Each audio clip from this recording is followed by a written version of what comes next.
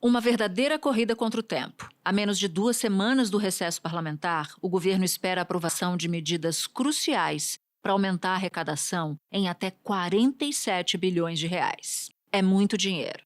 E sem essa receita extra, a meta de zerar o rombo nas contas públicas permanece em aberto. Olha, isso aí é uma construção que você vai fazer mês a mês. Vai acompanhar a arrecadação, se tiver que tomar novas medidas, nós vamos tomar. A Fazenda está sempre 6 meses, 1 ano adiantada em relação à agenda de hoje. No meio do caminho, um Congresso com o seu centrão. O Congresso vai cobrar um preço maior, né? Vide essa discussão de aumentar ainda mais, né, o orçamento para as emendas, né? E também essa demanda por maior indicações, né, em cargos de estatais, em ministérios e por aí vai, né? Então não só atrapalha como aumenta o preço, mas eu diria que isso gera um custo econômico imediato também. E uma divergência nas entranhas do partido do governo. E do ponto de vista econômico, o instrumento que nós temos hoje para usar é a política fiscal. É o Estado forte, é o Estado editor, é o Estado que gasta. Em termos de déficit, nós estamos vendo aqui dos outros países, porque senão nós vamos ficar na mão de Banco Central, na mão desses liberais, né, e de mercado. Então é isso, queria só colocar isso, a verdade que a preocupação é essa. Gleisi Hoffmann defende a ideia de que as contas públicas no vermelho em 2024 poderiam ajudar o Brasil a crescer mais, mas Haddad afirmou que um rombo maior não é sinônimo de maior atividade.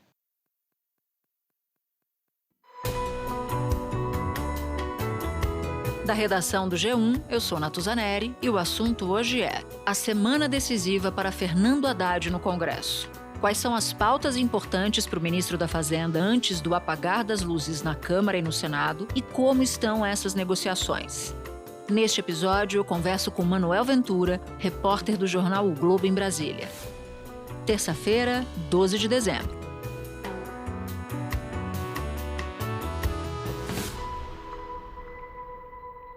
Manuel, a equipe econômica está correndo para conseguir aprovar 3 projetos antes do recesso parlamentar, porque depois disso só lá em fevereiro. Então eu queria te pedir para nos explicar que projetos são esses e como eles podem aumentar a arrecadação do governo. Olha, são 3 projetos principais, são 3 projetos que o governo está tentando aprovar agora nos próximos dias. O primeiro desses projetos é o mais importante, o maior desses projetos, é uma medida provisória que muda a forma como o governo federal cobra de grandes empresas os impostos federais no caso delas terem benefícios fiscais do ICMS. É uma medida complexa, mas que o governo espera arrecadar com ela pelo menos 35 bilhões de reais pelas contas iniciais. Hoje, as empresas que têm descontos no ICMS, o ICMS é um imposto estadual, e os estados, por muitas vezes, usam esse imposto pela guerra fiscal, para atrair empresas, atrair negócios para os seus estados. E hoje, quando uma empresa tem um desconto de ICMS, ela também acaba tendo uma redução na base de cálculo dos impostos federais. E o que o governo está tentando fazer é manter os incentivos do ICMS, o governo não vai mexer nisso, mas caso esse desconto exista no ICMS, não haveria desconto no imposto federal, ou seja, o imposto estadual não afetaria o imposto federal, que é isso que está acontecendo hoje, segundo o governo, e por isso que o governo editou essa medida provisória, com a qual espera arrecadar 35 bilhões de reais. Tem um outro projeto que já foi enviado, que deve ser inclusive acoplado a essa primeira medida provisória, que é um projeto que trata do juros sobre capital próprio, que é uma forma que as grandes empresas usam para distribuir lucros aos seus acionistas. E essa forma de distribuição ela dá um benefício tributário para as empresas. E o governo quer reduzir esse benefício, e a ideia inicial era arrecadar 10 bilhões de reais.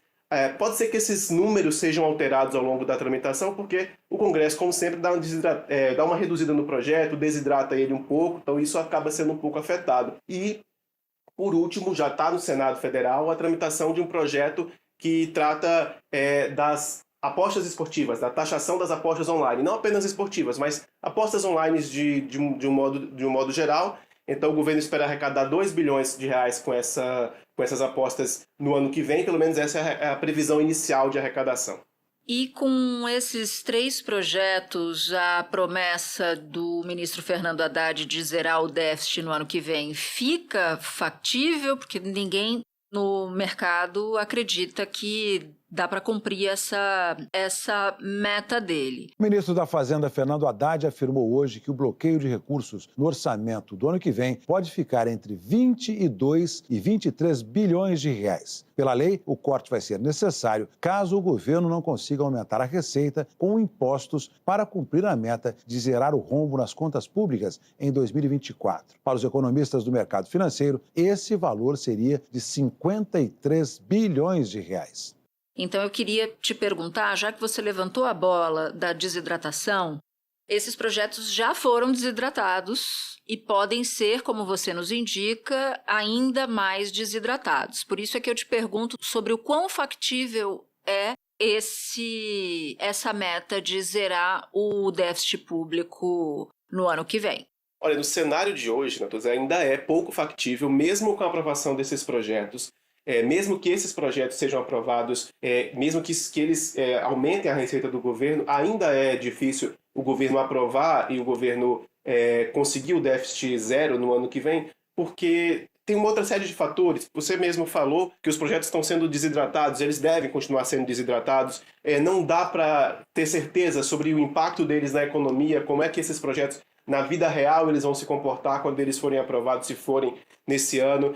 O comportamento da economia, se a economia vai crescer mais ou menos, tudo isso impacta o comportamento da arrecadação. E, claro, o governo não tem medidas e não parece querer cortar despesas, que é o que os especialistas apontam com muita frequência como necessário para atingir também a meta de déficit zero. Vamos lembrar, voltando lá atrás, no começo desse ano, que o ministro Haddad estabeleceu metas de resultado primário para serem alcançadas pelo governo federal daqui até 2026, A primeira parte dessa escadinha era o déficit zero agora em 2024 e chegando a um superávit primário de 1% do PIB lá em 2026. Enquanto a gente tiver com resultado fiscal primário abaixo desse superávit de 1% do PIB, a nossa dívida vai continuar subindo. Se a gente olhar as projeções de consenso, a dívida pública brasileira sobe 10, 11 pontos percentuais do PIB daqui até o final da década. Ainda passa longe de ser uma trajetória de sustentabilidade fiscal. E é nesse contexto que o ministro Haddad tem insistido. É um ajuste fiscal que depende, grosso modo, somente de medidas pelo lado da receita. A despesa vai ficar mais ou menos estável como proporção do PIB, com muita pressão, inclusive, para aumentar a despesa. Então, esses fatores deixam a meta mais distante. O que o ministro Haddad e sua equipe falam com alguma frequência é que, por mais que a meta seja difícil de alcançar, eles vão continuar perseguindo essa meta, e que, por si só, na opinião deles, isso é importante. No fim de semana, durante um evento do partido dele, do PT, o ministro Fernando Haddad disse que é uma luta aprovar medidas fiscais no Congresso e que o governo não tem base progressista na casa para fazer essa pauta andar, ou seja, um reconhecimento até raro de grande dificuldade no Congresso. Ele diz assim, abre aspas, o governo vai ter que aprovar meia dúzia de leis maduras para serem aprovadas, que precisam passar para garantir um orçamento consistente. Então ele está reconhecendo uma dificuldade que todo mundo já sabe que existe, mas sai da boca dele. E aí eu te pergunto, para a gente entrar um pouco mais nessa pauta do Congresso, porque além dessas dificuldades, que são dificuldades políticas e que demandam liberação de emenda, liberação de cargos, o que a gente já sabe que acontece, não é de hoje, ainda tem um agravante, porque a pauta do Congresso está super cheia. Então, tem veto para analisar, como da desoneração da folha, os projetos orçamentários do ano, reforma tributária e as sabatinas dos indicados para o Supremo e para a Procuradoria-Geral da República, porque essa semana é a semana decisiva dessas sabatinas e que toma um tempo danado. A gente já está com o calendário bem apertado. Como é que tudo isso pode interferir nas votações desses 3 projetos que você acabou de descrever? Então, deve interferir em partes. Você mencionou que os projetos de lei orçamentária sequer foram analisados ainda. A gente corre o risco de fechar o ano sem o orçamento ser aprovado. A lei de diretrizes orçamentárias, que deveria ser um passo anterior, deveria ser aprovado antes, ainda no primeiro semestre, também não foi aprovado. Então, são projetos importantes e que o Congresso vai tentar votar nos próximos dias, e isso provavelmente vai congestionar a pauta do Congresso. Na quarta-feira, a sabatina do Flávio Dino e do Paulo Gonet para o Supremo Tribunal Federal e para a PGR, respectivamente, deve tomar todo o dia do Senado. Então, na quarta-feira já não se espera grandes votações na parte do Senado da pauta econômica. Na Câmara, a prioridade do presidente Arthur Lira é votar a reforma tributária.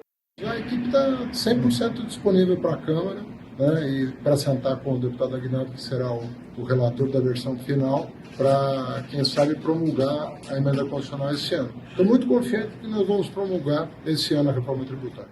Se a reforma tributária demorar, ou se pode afetar, sim, o andamento dessas medidas, porque a prioridade está sendo do Lira, está sendo a reforma tributária. Mesmo tendo garantido que deve votar os projetos da pauta econômica do Haddad, da pauta de arrecadação do Haddad, a expectativa é que a reforma tributária seja prioridade. E o que o governo está tentando, negociando, e o que existe uma sinalização, é de chegar num acordo e votar as coisas numa coisa que eles chamam de esforço concentrado até o fim do ano, garantir sessões até mais tarde da noite, sessões começando mais cedo, para conseguir vencer essa pauta inteira até a semana que vem. O recesso começa dia 22. Então, o que o governo está negociando é isso, é tentar fazer um esforço concentrado, tentar que as pautas cheguem ao plenário com um acordo, com o mínimo de acordo para garantir a sua aprovação. Esse ponto que você cita, né, que a prioridade do Arthur Lira é concluir a votação, ou votar mesmo na Câmara, porque você tem duas opções aí no caso da reforma tributária, que é a Câmara ratificar o texto que saiu do Senado, e aí ela aprova em definitivo, ou fazer alterações que tenham que voltar para o Senado, confere? E a Câmara pode ainda, numa terceira saída, fazer apenas supressões, apenas suprimir parte do texto, que foi aprovado no Senado. E aí é uma saída para não devolver o texto inteiro, por exemplo. Entendi. E aí me vem à cabeça que o discurso do Arthur Lira precisa combinar muito com a realidade, porque ele está dizendo que é prioridade. Quando ele dá entrevista, ele fala que é prioridade. Mas se houver, por exemplo, exigência de liberação de emenda, exigência de liberação de cargos para aprovar a reforma tributária, é um problema enorme, porque reforma tributária é uma reforma de Estado, né? Não deveria caber aí exigências para sua aprovação. Tudo bem que a realidade é muito mais crua do que idealmente, mas tem esse ponto importante. Então eu fico com a impressão, Manuel, que o Haddad, ele acaba levando tiro de todos os lados, né? Ele leva tiros do Congresso Nacional, ora o Congresso ajuda, ora o Congresso exige algo muito grande para ele, e aí não tem outra alternativa, como ele próprio reconheceu nesse evento do PT, mas ele também é alvo de fogo amigo, né? Que é justamente do partido dele. Há uma cisão dentro do PT, uma ala do PT acha que o ministro Fernando Haddad está sendo mais realista do que o rei ao continuar insistindo em zerar o déficit. Uma outra parte, um pouco mais silenciosa, acha que Haddad está no caminho certo, e há uma ansiedade muito grande por melhoras de indicativos econômicos que reflitam em melhoras de indicativos de popularidade. Aí eu te pergunto, como é que o ministro da Fazenda consegue equilibrar todos esses pratos? E que riscos, por exemplo, ele corre, já que por vezes ele é atingido por gente de casa, por vezes ele é atingido por gente de fora de casa, aí eu falo do Congresso Nacional? Ele corre alguns riscos, especialmente nessa semana, essa fala do PT no fim de semana, criticando o que eles chamaram de austericídio fiscal, criticando o déficit zero. Diversos integrantes do partido fizeram isso.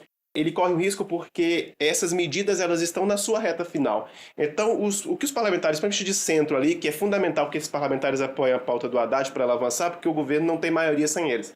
Eles dizem o seguinte: se o PT não apoia, se o PT não está apoiando, por que nós vamos apoiar? Então gera um constrangimento para o ministro. Houve uma reunião do Diretório Nacional do Partido dos Trabalhadores. Aí foi apresentada uma proposta de resolução da corrente majoritária do PT, a corrente chamada Construindo um Novo Brasil, chamada também de CNB. E essa proposta tem um ataque duro ali ao Centrão, chama o Centrão de forças conservadoras e fisiológicas, diz que o Centrão trabalha com a absurda norma do orçamento impositivo ao Palácio do Planalto, que exerce influência desmedida no governo e que constrange e deforma o programa que foi vitorioso nas urnas, no caso, o programa do Partido dos Trabalhadores. E até gente da esquerda do PT, de outras correntes minoritárias do PT, também não entenderam esse tom, porque é um momento de uma necessidade de fazer uma composição política para conseguir aprovar esse pacote aí final de 2023. Então, ele tenta dividir o discurso dele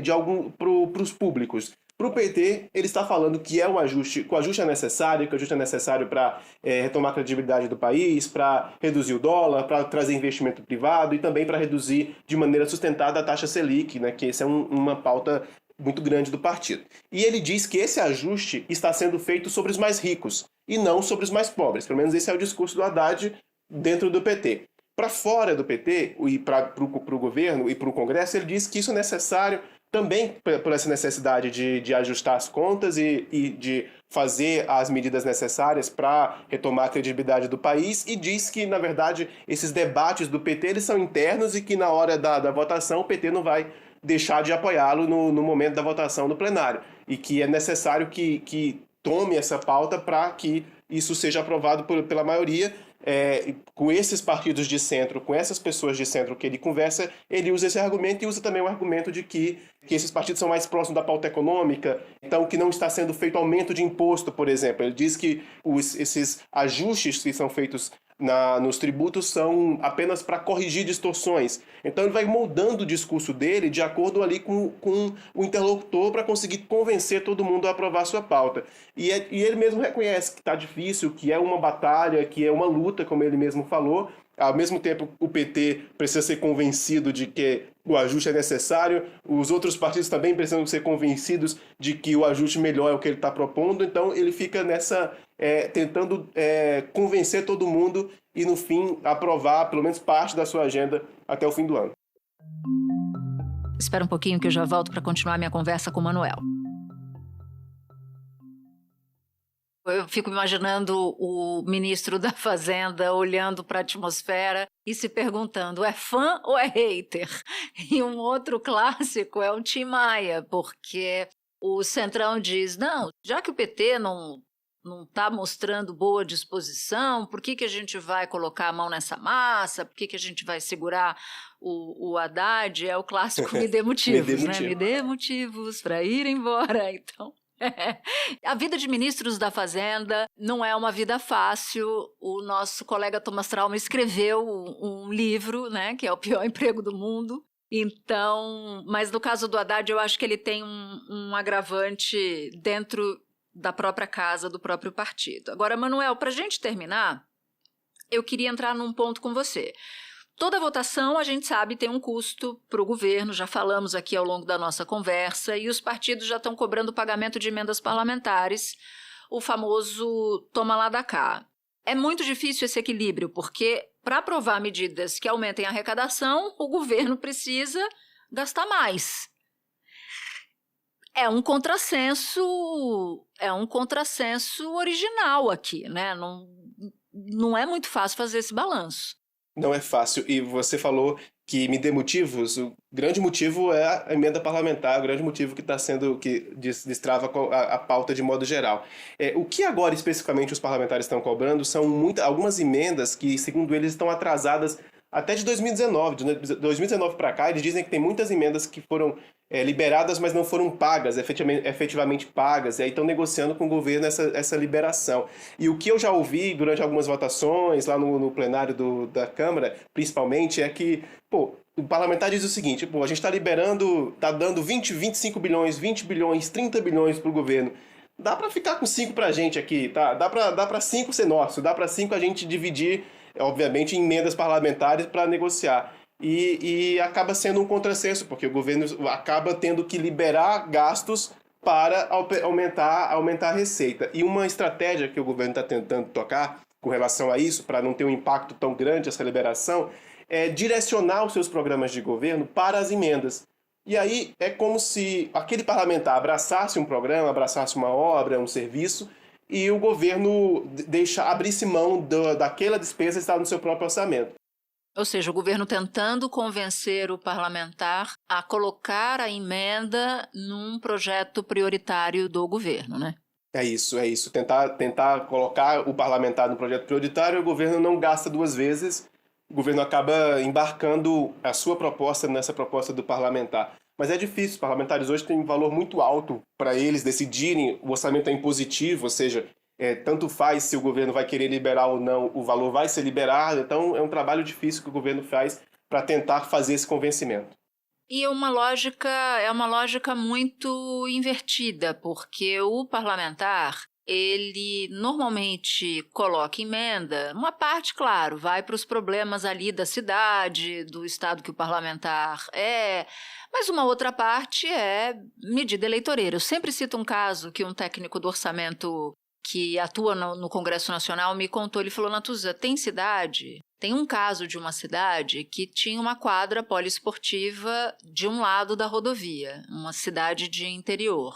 E aí o adversário do parlamentar colocou uma quadra poliesportiva do outro lado da rodovia para poder disputar com o adversário dele nas próximas eleições. Então, não tem muita lógica aí, né? Não tem muita eficiência, né, de gasto. Então, isso é um problema adicional. E um outro que você citou, quando você disse que o Congresso está cobrando emendas de 2019, para quem nos acompanha e de repente não prestou atenção nesse ponto em particular, são emendas do Bolsonaro, que o Centrão está querendo que o Haddad pague, né? Só para deixar isso bem límpido.